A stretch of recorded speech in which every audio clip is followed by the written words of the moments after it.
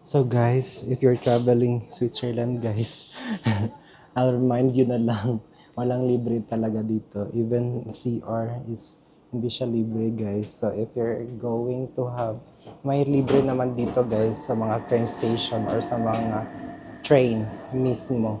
So if naghahanap kayo ng CR like this, hanapin nyo lang tong Vitze. Ito, ito. Yan.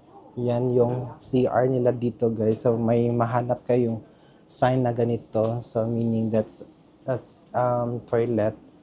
So ganun lang guys. So ito yung free. Hindi lahat free dito pero may free dito sa mga train station, sa mga train mismo. So even sa restaurant magbabayad ka talaga ng fees pag magsi-CR ka. Yun lang. Ciao.